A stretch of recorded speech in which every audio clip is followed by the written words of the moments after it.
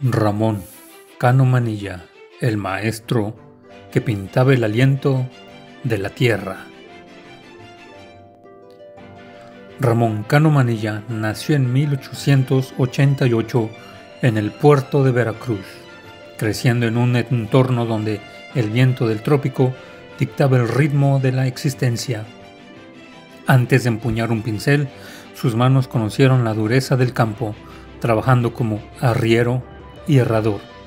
Fue en esas largas jornadas bajo el cielo abierto donde desarrolló una sensibilidad única, la de aquel que sabe que el paisaje no es algo que se mira, sino algo que se respira. Esta infancia como jornalero le otorgó una maestría que ningún académico podía imitar, convirtiéndolo en el artista que lograba atrapar en su lienzo la vibración invisible de la atmósfera y el pulso del viento sobre la tierra. Su destino cambió en 1920 al llegar a la Ciudad de México, donde su talento fue detectado por Alfredo Ramos Martínez.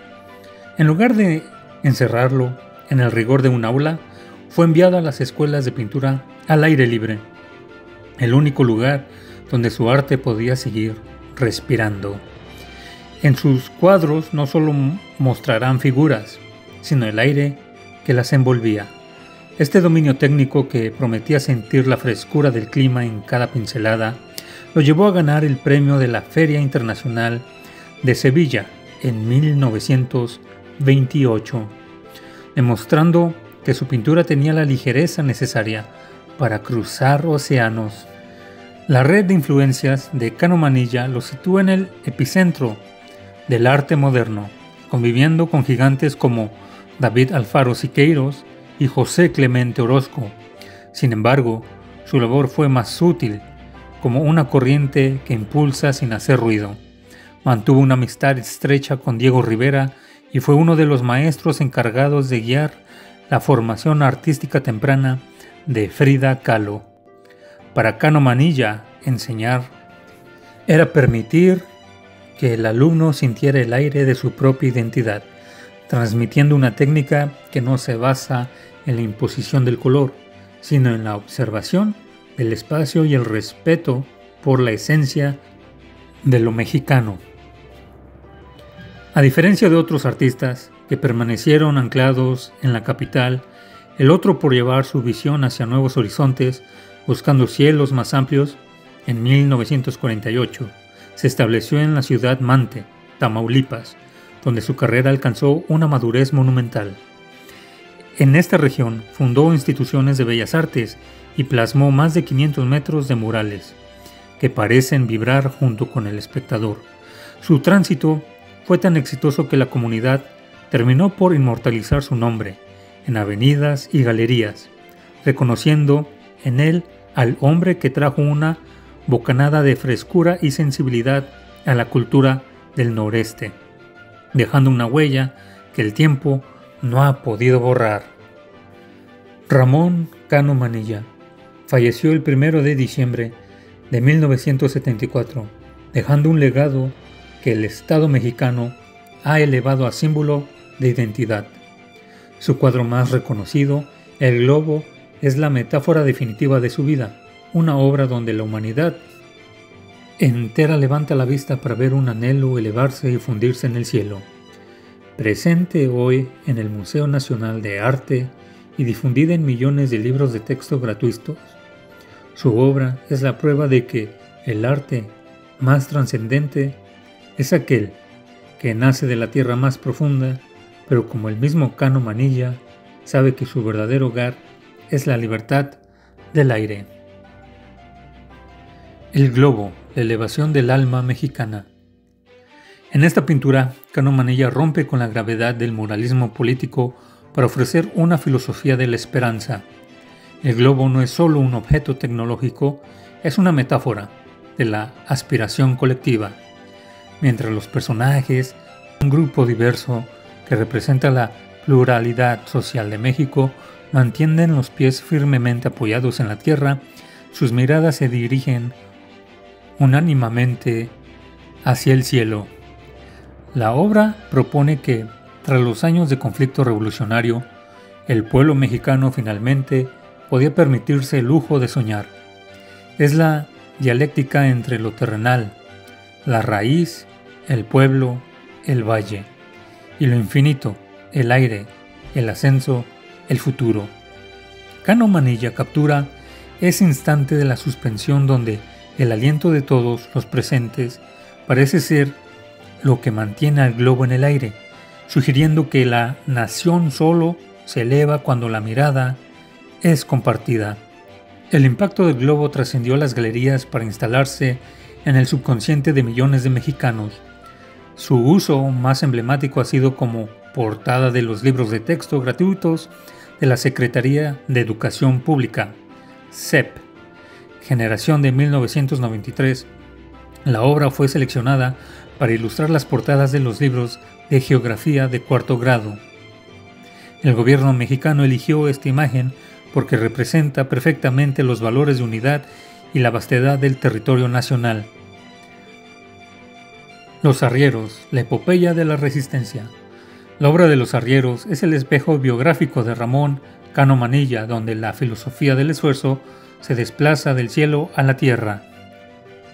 En esta pintura, el artista no retrata una labor común, sino una epopeya de la resistencia cotidiana. Los cuerpos de los hombres y los animales poseen una solidez casi arquitectónica, fundiéndose con el polvo y la piedra del camino. La metáfora central es el tránsito, la idea de que la identidad de una nación no solo se construye en las batallas, sino en la paciencia, el paso firme y la fatiga digna de quienes recorrieron las venas de México mucho antes de las carreteras modernas. Al aparecer en los libros de historia y geografía, los arrieros se convirtió en una herramienta educativa para dignificar las raíces rurales ante los ojos de millones de estudiantes. De este modo, la obra de Cano Manilla dejó de ser solo pintura para transformarse en un símbolo institucional que enseña que el progreso del país siempre ha dependido de aquellos que, con los pies en la tierra, supieron abrir camino. La obra El baile en el palenque es una pieza vibrante donde Ramón Cano Manilla captura la atmósfera eléctrica de la fiesta popular, transformando un espacio de juego y azar en un escenario de comunión social. En esta pintura, la filosofía del artista se centra en el ritmo y la identidad colectiva, mientras los gallos representan la lucha y el destino. El baile, en el centro, simboliza la vitalidad de un pueblo que celebra la vida incluso en los márgenes de la incertidumbre. Es una metáfora del alma mexicana que encuentra el equilibrio entre la tensión del palenque y la fluidez de la música, logrando que el aire del cuadro se sienta cargado de polvo, alegría y una elegancia rústica que dignifica las tradiciones del campo. Internacionalmente, esta obra destaca por su composición dinámica y su uso magistral del color, proyectando a un México lleno de textura, solidez, cultura que cautivó a los críticos europeos de su tiempo. Debido a su valor iconográfico, el Estado mexicano lo ha preservado en el acervo del Museo Nacional del Arte, MUNAL, y al igual que sus otras grandes piezas, ha sido utilizada por la SEP en portadas de los libros gratuitos para la educación.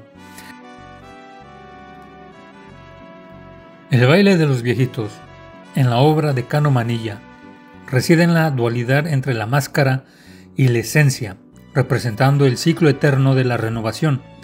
Para el artista, esta danza no es un simple folclore, sino una metáfora de la resistencia vital. La energía vigorosa de los jóvenes que, ocultos tras rostros surcados por el tiempo, juegan a ser ancianos para burlar a la muerte y honrar la sabiduría. Cano Manilla plasma aquí una visión del mundo donde el pasado y el futuro no están separados, sino que bailan al mismo ritmo, sugiriendo que la verdadera identidad de un pueblo es aquella que sabe transformar el peso de los años en la ligereza de un zapateado. En esta pieza, el pintor que sentía el aire logra capturar la metafísica del movimiento, donde el polvo que levantan los danzantes se vuelve uno con la atmósfera sagrada del ritual. La filosofía de la obra propone que la vejez no es una decadencia, sino una máscara de prestigio y una fuente de alegría colectiva. Al elevar esta danza al lienzo, Cano Manilla nos entrega una lección sobre la continuidad espiritual de México, una nación que, a pesar de sus heridas históricas, mantiene intacto su pulso vital, recordándonos que mientras haya ritmo y memoria, el alma de la tierra seguirá joven bajo cualquier disfraz. En la pintura Siesta, Cano Manilla explora el reposo como un acto de justicia y conexión con la naturaleza. A diferencia de otras obras que exaltan el movimiento, aquí el artista se detiene en la inmovilidad sagrada del campesino. La siesta no es una vista como pereza, sino como una comunión mística con la tierra, el cuerpo del trabajador. Rendido bajo la sombra, parece fundirse con el relieve del suelo, sugiriendo que el hombre es un brote más de la geografía que cultiva. Es una metáfora del tiempo orgánico frente al tiempo mecánico de la industrialización, donde el derecho a la pausa es lo que devuelve la humanidad al jornalero. La composición de esta obra refuerza la idea del pintor, que sentía el aire, pues en el silencio de la siesta lo único que parece moverse es la atmósfera cálida y pesada que envuelve a los durmientes. La obra propone que en el sueño profundo el hombre rural recupera su soberanía y se desprende de las cargas sociales para volver a su estado elemental. Al capturar este instante, Cano Manilla eleva un momento cotidiano a una categoría monumental, recordándole al espectador que la verdadera fuerza de México no solo reside en su labor incansable, sino en la profundidad y el respeto de su silencio.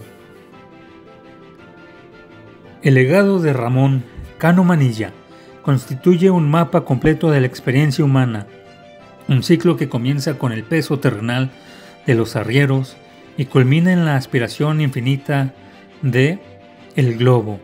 A través de su obra transmitimos por el esfuerzo físico la pausa sagrada de la siesta y la sabiduría rítmica del baile de los viejitos, para finalmente encontrar el orden intelectual en su composición.